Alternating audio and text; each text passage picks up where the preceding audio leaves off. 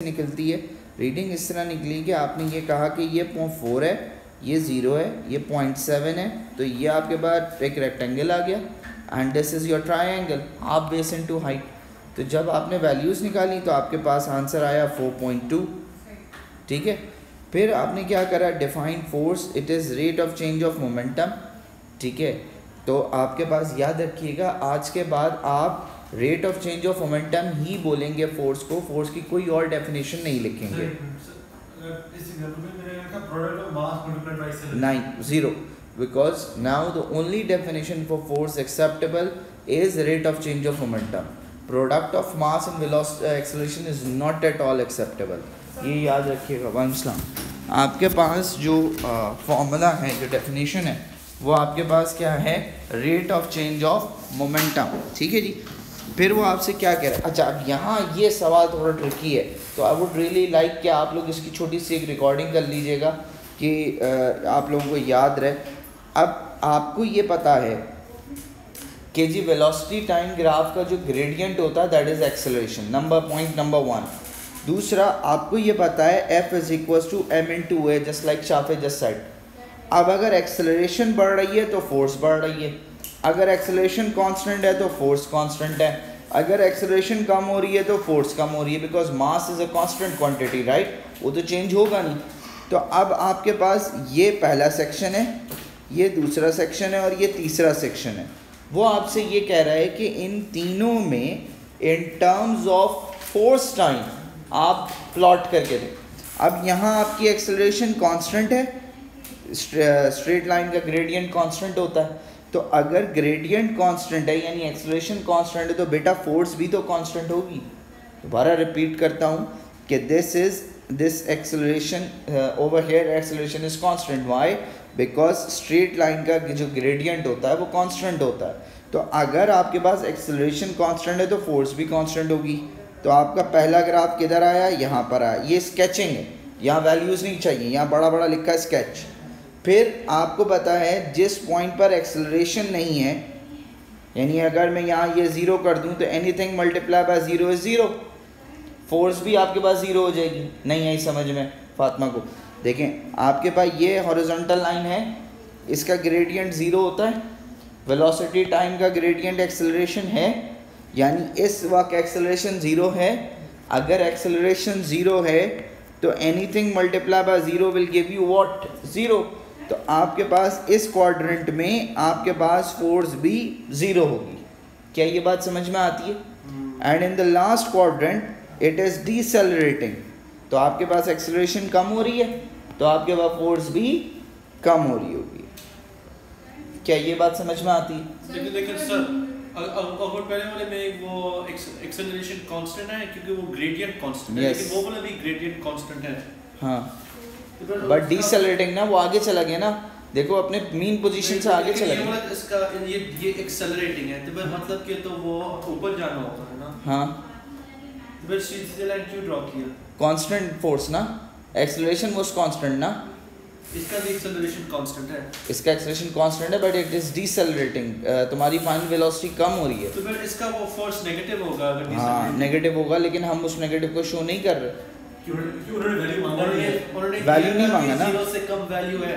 हाँ, जीरो से कम वैल्यू है but the values are not required ना। फिर आप दिखा सकते हैं कि नेगेटिव है, इसलिए कि बेटा F is equal to m/a में मैंने जो शो किया है कि if acceleration is decreasing your force will also be decreasing. If अब ये डिक्रीज होते होते ज़ीरो हो रहा है, ठीक है, तो फोर्स ज़ीरो होते होते कम होते होते क्या हो रहा होगा, ज़ीरो। अब मेरे पास इससे आगे जगह होती तो मैं आगे ले जाता। नहीं सर, तो फिर वो कंटिन्यू करेगा जहाँ वो 8 बार गया। हाँ, वो नीचे तो वो ऐसे चला जाएगा। नहीं, उससे नीचे ऐसे। हाँ, यहाँ से ना जी, हाँ सही है, सेम, ठीक है। अच्छा जी, अगला सवाल है आपके पास, state what is meant by work done. Work done is product of force and displacement. आप अगर आप डिस्टेंस लिखते हैं तो आपको moved in a particular direction लिखना पड़ेगा। वो कह रहा है और beach ball is released. Released का मतलब क्या बताया था मैंने, ड्रॉप्ड। ड्रॉप्ड में क्या होता है कि there is no velocity, there is no initial velocity, और initial velocity is zero. From a balcony at the top of a tall building, the ball falls vertically from rest, initial 0, and reaches a constant terminal velocity. Constant terminal velocity का मतलब क्या हुआ? That the air resistance and weight are now equal. The gravitational potential energy decreases by 60 joules as it falls from the balcony to the ground. यानी यहाँ से लेके यहाँ तक gravitational potential energy का difference कितना आ रहा है? 60. And at the ball hit the ground, this is the 23 joules. यानी यहाँ कितना था? 60. यहाँ कितना है? 23. अब आपसे क्या पूछा जा रहा है? कि show that the mass is 0.18. तो आपको ये बताया गया है कि डिफरेंस वर्क डन कितना हुआ होगा? Change in kinetic energy is equal to change in potential energy. तो आपने क्या करा कि आपके पास काइनेटिक एनर्जी कितनी है? 23. स्पीड कितनी है? 16. आपको मास चाहिए. आपने मास निकाला. वेरीफाई करें 0.18 आ रहा है सबका? जी सर. अब वो क्या कह रहे हैं? Calculate the height. You know the formula. Gravitational potential energy is equal to mgh. O levels formula 60 is equal to 0.18 आपने निकाला इंटू 9.81 इंटू हाइट. आपने हाइट निकाली 34 मीटर्स. वेरीफाई करिए कि क्या 34 मीटर्स आ रही है? जी सर. अब यहाँ से सवाल इंटरेस्टिंग. अभी तो ओ लेवल्स था, वो फॉर्मूला पूछा, फिर वो उसने काइनेटिक एनर्जी से मास निकलवा दिया, फिर पोटेंशियल एनर्जी हाइट. तो ओ लेवल्स का बच्चा कर ले. आप तो ए लेवल्स के. There should be a difference. There should be a more trickier one for you guys. तो अब वो क्या कह रहे हैं? एवरेज रेजिस्टिव फोर्स निकालें जब वो बैल्कनी से ग्राउंड तक आ रहा है. Average resistive force. फिर रिपीट करता हूँ, एवरेज रेजिस्टिव फोर्स. तो अब आपके पास यहाँ 60 है, यहाँ 23 है. तो कितना लॉस आया होगा? 60 माइनस 23, यानी वर्क डन कितना हुआ होगा? 23. तो आपने क्या करा? 60 माइनस 23 कितना होता है? मैं भूल गया. 37. यानी the work done is yes 37. Force आपको चाहिए. डिस्टेंस कितना ट्रैवल किया है? जो हाइट आपने निकाली है 34. क्या ये बात समझ में आई? ईमान को नहीं आई. देखिए ये है आपके पास बिल्डिंग. यहाँ 60 था, यहाँ 23 था. कितना डिफरेंस आया? वर्क डन कितना हुआ होगा? Potential energy minus kinetic energy. तो आपने कहा 60 माइनस 23 सरफात 37 जूल्स. पूरा जो वर्क डन हो रहा है अगेंस्ट रेजिस्टेंस वो कितना है? 37. तो अब इसमें एक फोर्स लग रही होगी ना, रेजिस्टिव फोर्स. वो कैसे निकलेगी? ये डिस्टेंस आपने निकाला 34. अगर मैं 34 और 37 मल्टीपल को ऑपरेट करूं तो मेरे पास फोर्स आ जाएगी. क्या अब ये बात समझ में आती है जी? कि आपने क्यों माइनस किया? Because you wanted to find out the resistive force, and the resistive force is basically calculated by using the work done. क्या आपने कितना वर्क डन किया? क्या ये बात समझ में आती है? 1.08 Newton is the basically the value of force जो कि अगेंस्ट ग्रेविटी आ रही है. क्या ये बात समझ आती है? फिर वो क्या कहते हैं? State and explain the variation if any in the magnitude of acceleration during the interval when the ball is moving downwards before it reaches the constant velocity. ये जवाब मुझे लिखवाने की ज़रूरत नहीं है. मेरे बच्चे माशाल्लाह से इतने केपेबल हैं कि टर्मिनल वेलोसिटी से पहुंचने से पहले और टर्मिनल वेलोसिटी पर पहुंचने के बाद एक्सेलरेशन क्या होगी ये आप बता सकते हैं. क्या है जी? जब आपने बॉल को छोड़ा उस वक्त एक्सेलरेशन की वैल्यू कितनी थी? 9.81 मैक्सिमम वैल्यू. ठीक हो गई बात? आप नीचे की तरफ बॉल जाती जा रही है, एयर रेजिस्टेंस डेवलप होती है. जब एयर रेजिस्टेंस डेवलप होती है तो आपकी जो नेट फोर्स है वो कम होना शुरू होती है. जब नेट फोर्स कम होना शुरू होगी तो आपकी एक्सेलरेशन कम होना शुरू होगी. जब एक्सेलरेशन कम होते होते एक पॉइंट आएगा कि बॉल या ऑब्जेक्ट टर्मिनल वेलोसिटी पे आ गया. टर्मिनल वेलोसिटी का मतलब क्या हुआ? अपवर्ड डाउनवर्ड बराबर, एयर रेजिस्टेंस वेट बराबर. तो नेट फोर्स क्या हो गई? 0. जब नेट फोर्स 0 हो गई तो एक्सेलरेशन क्या होगी? अभी अभी पढ़ के आए हो, 0. दूसरा इसका जवाब, जब टर्मिनल वेलोसिटी आ गई तो टर्मिनल वेलोसिटी का मतलब होता है constant value of velocity. Constant value of velocity का मतलब there is no change in velocity which means there is no acceleration. तो ये इंग्लिश में लिखा है, आपने पढ़ लीजिए.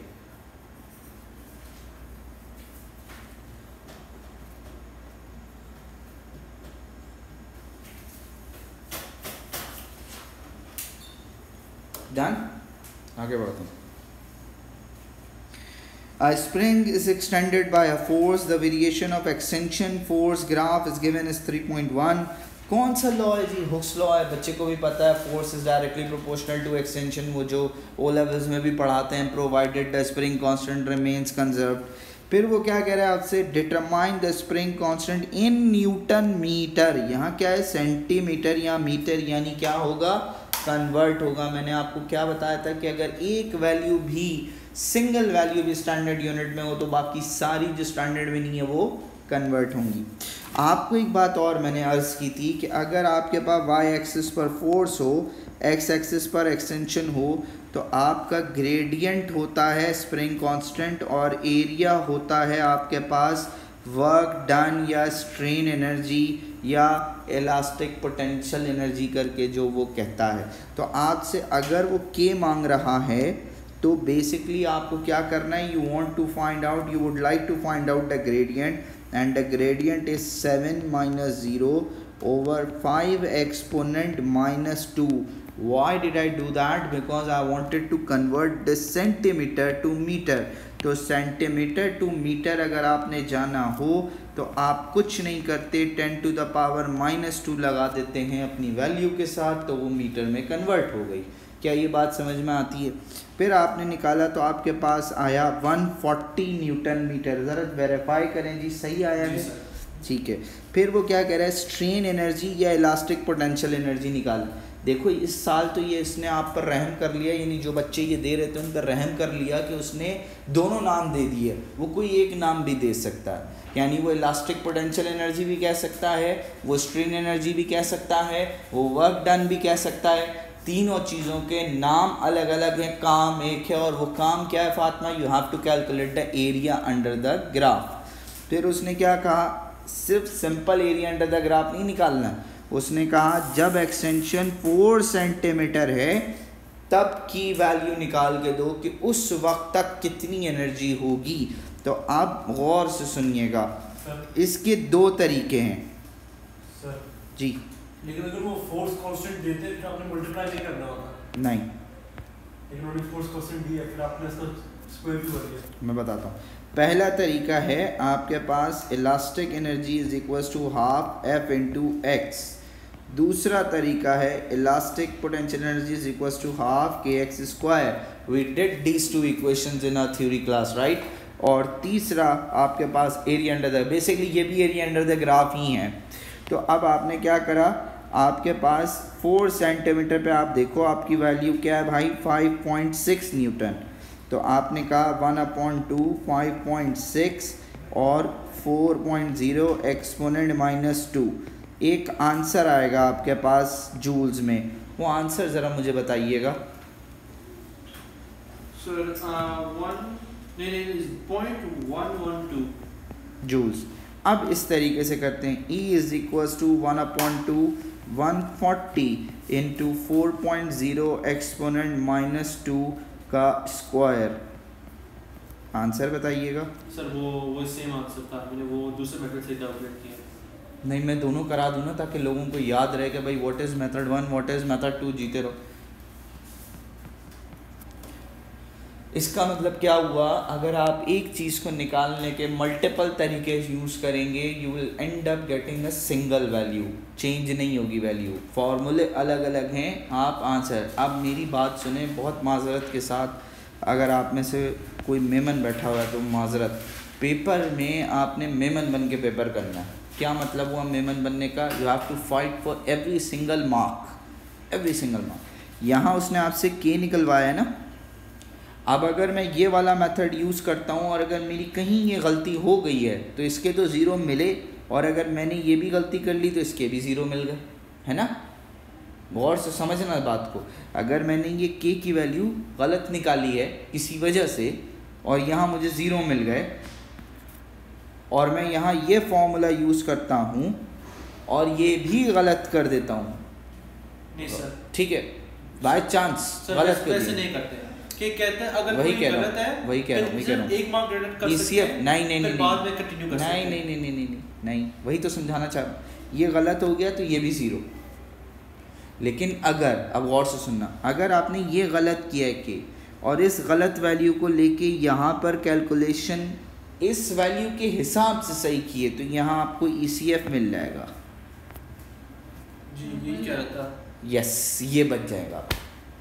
तो जो, दोबारा सुनना, अगर आपने यहाँ K की वैल्यू निकाली है तो अगले पार्ट में किसी तरह कोशिश करना कि वो K की वैल्यू ही फिट करो, ऐसा कोई फॉर्मूला यूज़ करो जिसमें वो K लग रहा हो, ताकि अगर ऊपर गलती हुई है तो ऊपर के मार्क पे तो फातिहा पढ़ लो, नीचे वाले मार्क जो है, नीचे जो क्वेश्चन है, जो नीचे जो पार्ट है उसके आपको पूरे मार्क्स मिलना है, कॉजिंग ECF। क्या बात समझ में आती है? फिजिक्स में ECF मिलता है ना, सब में ऐसा नहीं होता।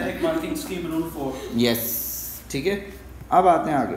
One end of the spring is attached to a fix point, ऊपर छत से उसने फिक्स कर दिया। आज cylinder that is submerge, submerge का मतलब क्या होता है कि फातिमा वो पानी के अंदर है, बाहर नहीं है, ठीक है, प्योरली अंदर है, ठीक है जी। Is submerge in a liquid is now suspended from the other end, ठीक हो गया जी।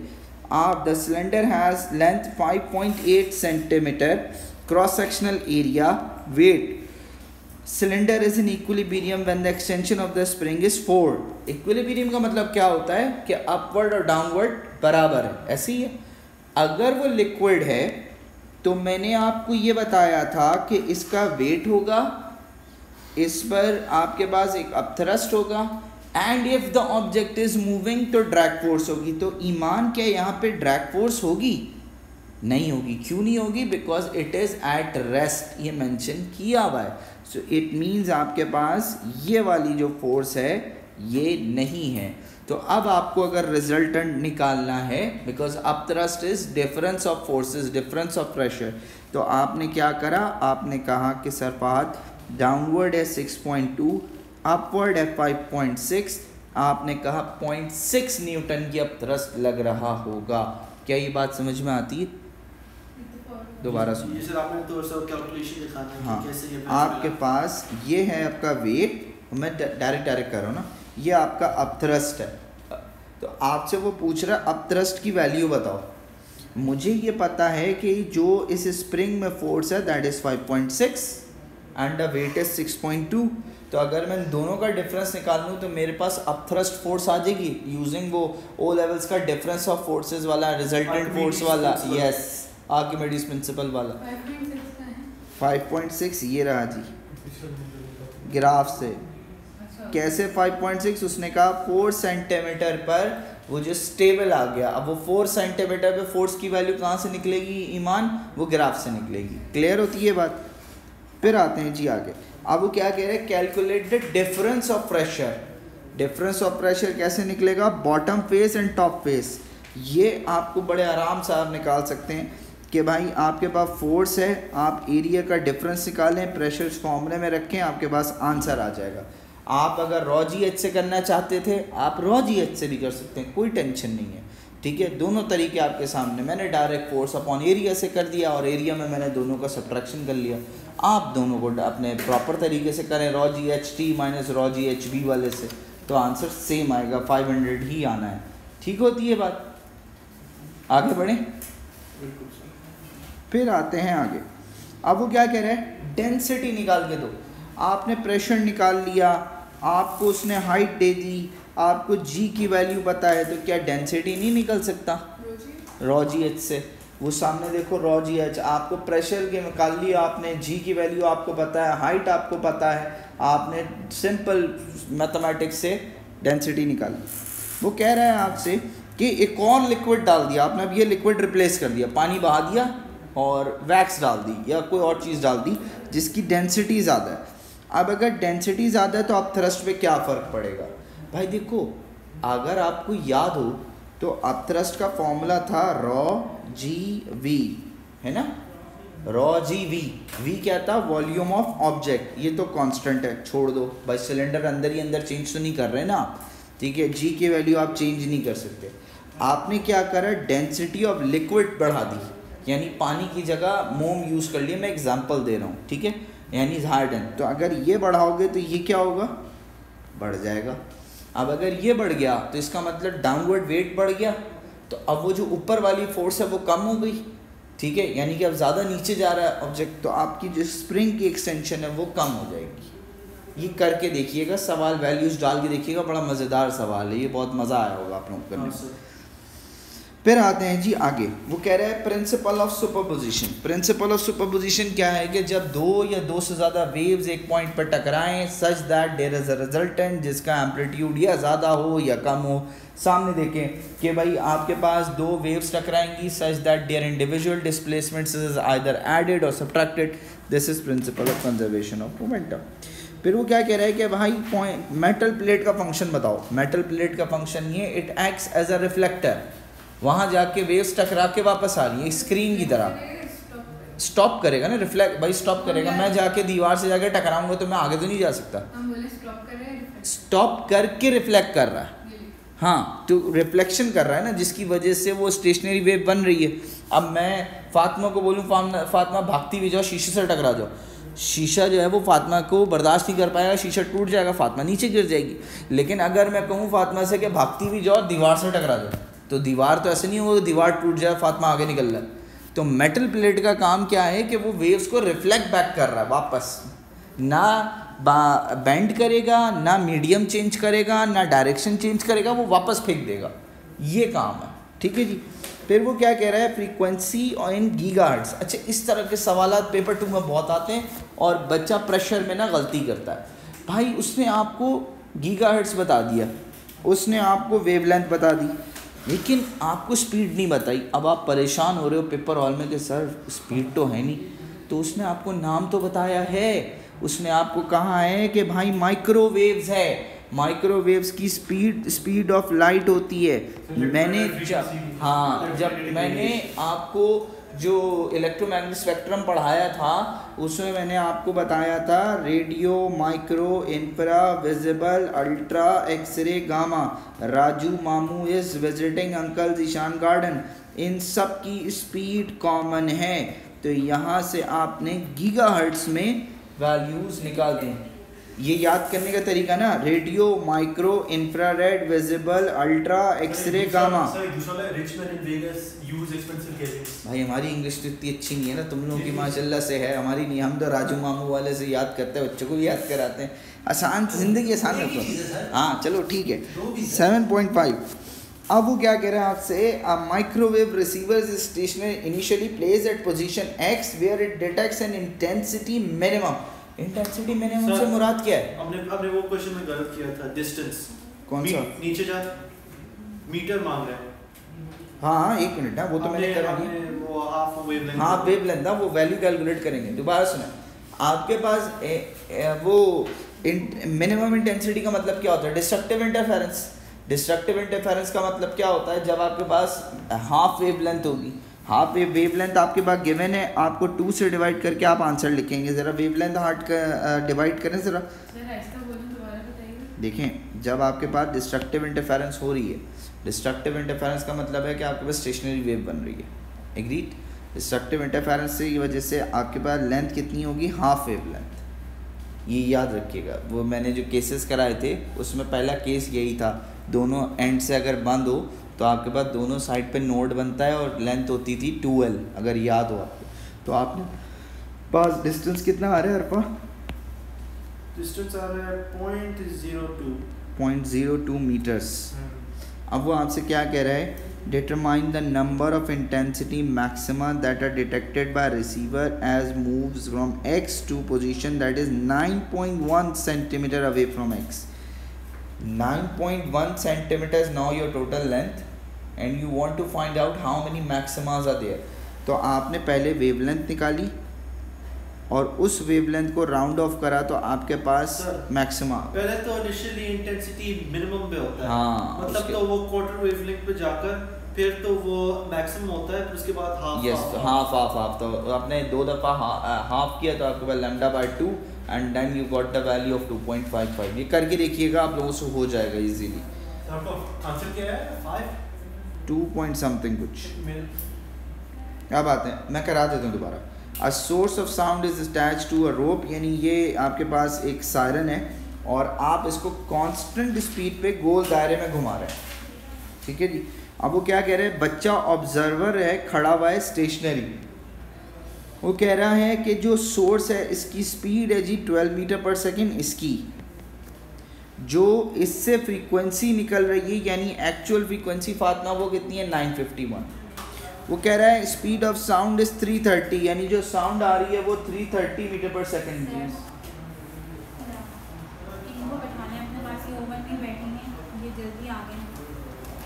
ओके अच्छा जी, अब आपको पता है कि is a very long distance away यानी दूर है, तो आपके पास ऑब्जर्व फ्रीक्वेंसी बढ़ेगी कम होगी? कम होगी। तो अगर आपके पास ऑब्जर्व फ्रीक्वेंसी कम हो रही होती है तो डिनोमिनेटर क्या होता है? बढ़ता है।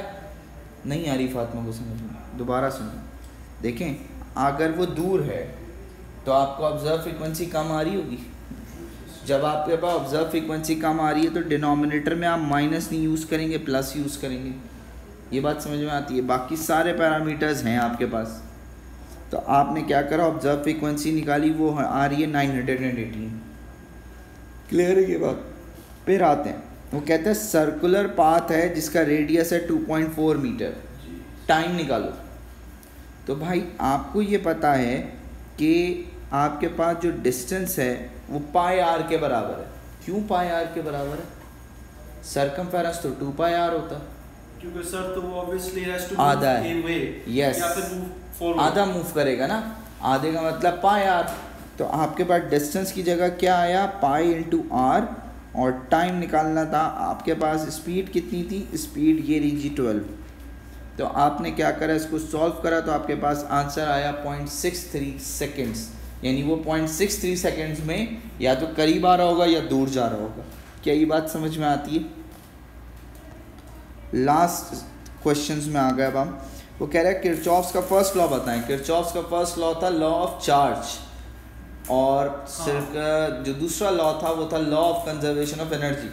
लॉ ऑफ चार्ज ये कहता था कि sum of current entering the node is equal to sum of current leaving the node. Junction लिखा जी, जंक्शन। तो आप पूरा लिखेंगे, मैंने डायरेक्ट सिर्फ स्टेटमेंट लिखी है, आप पूरा वो लिखेंगे। अब वो आपसे क्या कह रहे हैं कि यहाँ का करंट है 2.1, यहाँ का 3.6, यहाँ का करंट बताओ।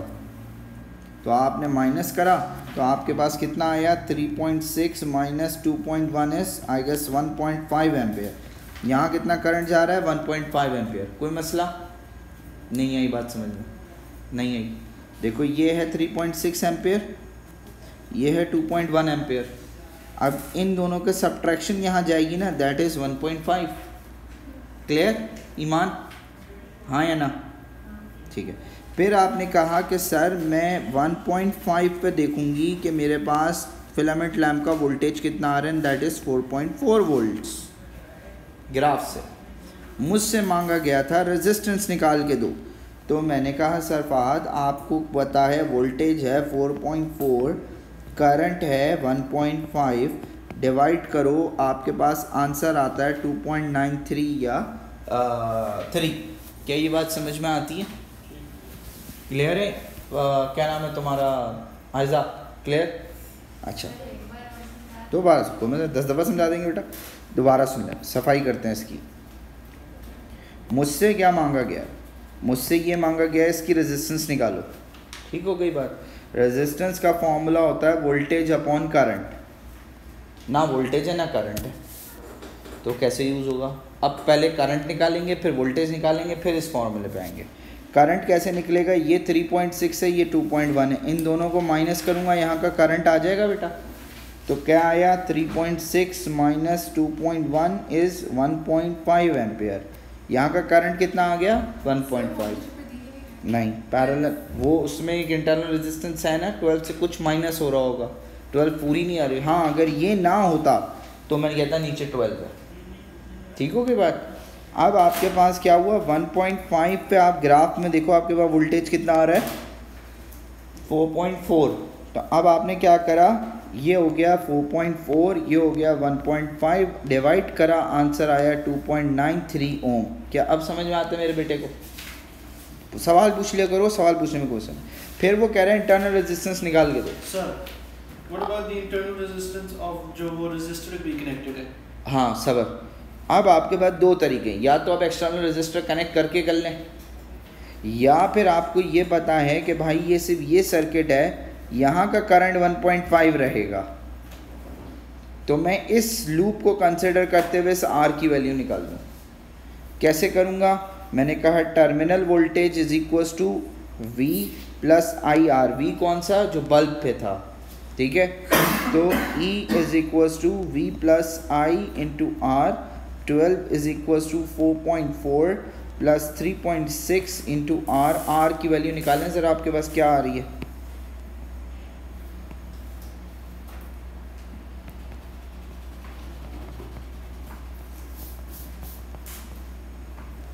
टू 2.1 आ रही है, नहीं आ रही? चेक करें।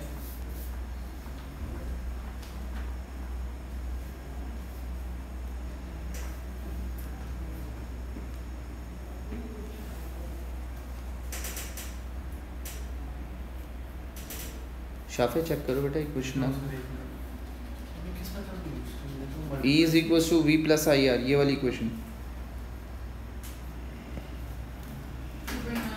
2.1, ठीक है।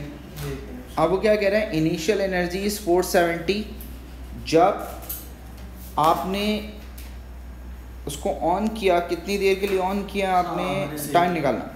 वो आप कह रहे हैं आपका वोल्टेज और करंट चेंज नहीं हुआ। अच्छा, ये ऐसा नहीं है, ये अज्यूम किया जाता है, प्रेफरेंशियल होता है। अच्छा क्वेश्चन। अगर ये नहीं लिखता ना वो, तो आपके पास वोल्टेज और करंट कांस्टेंट नहीं रहता है। जैसे मैं आपको अपनी एग्जांपल दूं, मैं सुबह से पढ़ा रहा हूँ, क्लासेस ले रहा हूँ, तो क्या मेरी सुबह वाली एनर्जी अभी होगी? The answer is no. लेकिन उसने यहाँ इस सवाल में क्या दिया है कि जो आपके पास वोल्टेज और करंट है, यानी वोल्टेज और करंट से आप पावर निकालते थे, अगर आपको याद हो, वो कह रहे पावर चेंज नहीं हुई, आपकी पावर उतनी है, तो लॉसेस को उसने कैटर नहीं किया। तो अब वो क्या कह रहे हैं? टाइम निकाल के दें एनर्जी स्टोर्ड में। जब वो 240 पे आ गया, तो आपने कहा भाई power is equals to work done per unit time. Work done कितना होता था? Difference of work done, obviously एक 470 एक 240 है, तो डेल्टा वर्क डन किससे निकलेगा आपके पास? बेसिकली आप निकालोगे 470 किलो माइनस 240 किलो, और आपको दिया गया है भाई टाइम, ठीक है। सॉरी, ये डेल्टा वर्क डन आ गया प्लस, आई एम सॉरी, मैंने उसको डिवाइड टाइम से हट गया। अब पावर का फॉर्मूला क्या है? Current into voltage. तो आपके पास करंट और वोल्टेज कितना है? करंट है आपके पास 12, वोल्टेज कितना है? 12। ये देखिए जी, कहाँ है जी, कहाँ है, कहाँ है? ये रहा 12। और करंट कितना निकल रहा है इससे? 3.6। मेरी बात समझ में आई? क्योंकि आप इनपुट पावर निकाल रहे हो, ठीक है। तो आपने क्या करा? इसको delta W divided by power input, इससे डिवाइड करो तो आपके पास टाइम आ गया। क्या 5300 सेकेंड्स आ रहा है? ज़रा चेक करें, वेरीफाई करें। जी सर, तकरीबन ऐसे ही कुछ आएगा। 53 जीते रहो। फातिमा, ये बात समझ आई है? ईमान, या मैं फिर करा दूँ बेटा? पक्का ना? आयजा मेरा बेटा। फिर वो क्या कह रहा है? The filament wire of the lamp is connected in series with an adjacent copper connecting wire, यानी 2 वायर्स लगा दी उसने। फिलामेंट वायर ए है, कॉपर का वायर 360 ए है, n ओवर 2.5 n। वो कह रहा है ड्रिफ्ट रेशियो निकालो। तो आपको पता है I is equals to NAVQ, ऐसे ही है ना, ये ड्रिफ्ट वेलोसिटी। तो आपके पास स्पीड की इक्वेशन बनी 360 times A over A into, ये ड्रिफ्ट वेलोसिटी निकालने के लिए मैं भी उसकी क्वेश्चन भी करा देता हूँ। टू, अब ये कैंसिल हुआ, ये A कैंसिल हुआ, तो आपके पास आंसर आया 900। यानी आपने कॉपर वायर का ratio into the wire which was initially given, इनका रेशियो लिया, तो आपके पास रेशियो आ रहा है 900 के करीब। सिंपल मल्टीप्लिकेशन है, सिंपल मैथमेटिक्स, इतना कोई रॉकेट साइंस चीज़ नहीं। वो दूसरे मेथड, हाँ, ये भी सब कर सकते थे। इसकी तस्वीर ग्रुप पर डाल देना, ये तुम्हारे वाले मेथड, ये थोड़ा कॉम्प्लेक्स है लेकिन बच्चों को समझ आ जाएगा। ठीक हो गया जी। Last, the results of alpha scattering. अब मेजॉरिटी रेज सीधी पास कर गई, इसका मतलब क्या है भाई? मैक्सिमम एरिया खाली था। कुछ रेज रिफ्लेक्ट बैक कर गई, इसका मतलब क्या है कि भाई न्यूक्लियस चार्ज है, या ज़्यादातर मास न्यूक्लियस का सेंटर पे रिजाइड करता है, जिसकी वजह से वो रिफ्लेक्ट बैक। मैंने लिखा था कि positive charge of an atom is located in the centre. हाँ सही है, जिसकी वजह से रिपल्जन हुई। अब वो क्या कह रहे हैं? Radio active decay sequence 4 nuclei, P से आप S तक आ रहे हैं, ठीक है। अब वो क्या कह रहे हैं? ऐसे isotope of P, proton number और न्यूक्लियॉन नंबर बताएं। 84 214 प्लीज़ यार फॉर गॉड से ये नहीं पूछना, ये सीधी सीधी केमिस्ट्री है तुम लोगों की, मेरा नहीं ख्याल इसमें किसी को कोई मुश्किल होनी चाहिए, दुआ करो ऐसे सवालात आ जाएं। अब वो क्या कह रहा है कि क्वार्क कंपोजिशन बताएं Q से R जाने में। तो याद रखिएगा जनरल एक अप क्वार्क एक डाउन क्वार्क में एक डाउन क्वार्क एक अप में कन्वर्ट होता है, यानी जो कन्वर्जन हो रही है वो DDU से UUD हो रही है। क्या ये बात समझ में आती है? ठीक है जी, यहाँ पे आज ख़त्म करते हैं।